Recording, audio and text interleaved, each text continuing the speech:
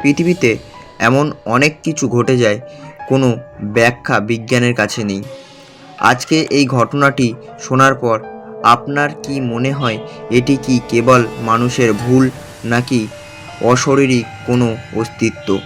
আপনার মতামত কমেন্টে জানান। ভালো লাগলে লাইক দিন, আর অতি প্রকৃত জগতে আরও রহস্য জানতে সাবস্ক্রাইব করে পাশে থাকুন। চলুন ভিডিওটি শুরু করা যাক। ঘটনাটি হলো শাক শহরের একটি ভৌতিক বাড়ি। কলকাতার কাছেই একটি ছোট নিরিবিলি এলাকা। শাক শহর জায়গাটি দিনে খুব সাধারণ, কিন্তু রাত হলেই যেন বদলে যায় সব কিছু।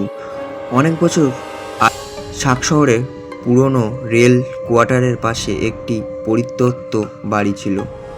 স্থানীয়রা বলতো বাড়িটা নাকি একসময় এক রেল কর্মচারীর ছিল। হঠাৎ এক ঝড়ের রাতে অদ্ভুত এক ঘন্টার আওয়াজ শোনা যায়। তার পাশাপাশি ঘটনার পর সেই পরিবারের আর সেখানে থাকেন না।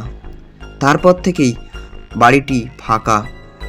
একদিন কয়েকজন বন্ধু ঠিক করলো ওরাও ওই বাড়িতে গিয়ে রাত কাটাবে। সবাই ভাবলো এ তো শুধু গুজব। রাত ঠিক 12টার সময় হঠাৎ বাড়ির ভেতরে থেকে টিক টিক শব্দ আসতে শুরু করলো, যেন পুরনো ঘড়ির কাঁটা চলছে, অথচ ঘরে কোনো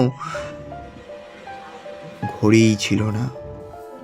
বন্ধুদের মধ্যে কৌতূহলে কিছু একটি আশা জাগলো।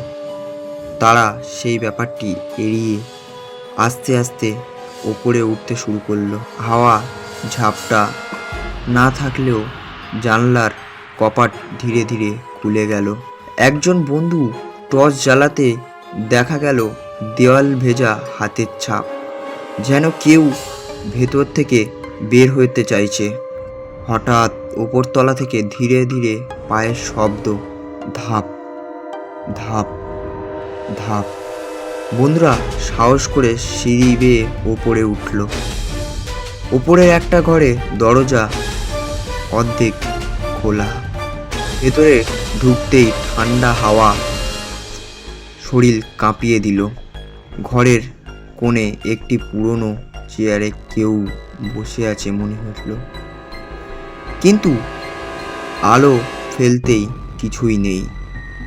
ঠিক এমনই তাদের মোবাইলে নেটওয়ার্ক একসাথে বন্ধ হয়ে গেল, আর পেছন থেকে ভেসে এলো ফিস ফিসে একটা কণ্ঠের আওয়াজ, এখানে কেন এসেছো?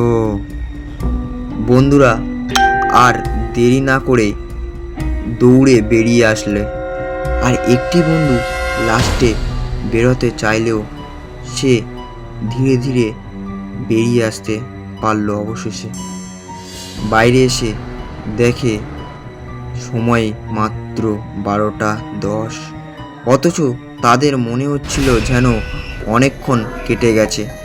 পরের দিন সকালে তারা আবার গেল বাড়িটিতে, একদম স্বাভাবিক, কোনো হাতের ছাপ নেই, কোনো চিহ্ন নেই, কিন্তু অথচ বিশেষ তাদের একজনের ফোন সেই রাতে একটি ছবি তুলেছিল। ছবিটিতে সিঁড়ির মাথায় স্পষ্ট এক ছায়া দাঁড়িয়ে আছে, আর চোখ দুটো যেন সরাসরি ক্যামেরার দিকে তাকিয়ে। তারপর থেকে শাক শহরের সেই বাড়ির সামনে কেউ আর রাতের পর যায় না। অন্ধকার সবসময় ভয়ের হয় না, মাঝে মধ্যে অন্ধকার আমাদের সত্যের মুখোমুখি দাঁড় করায়। আজকের মতো এখানেই বিদায় নিচ্ছি।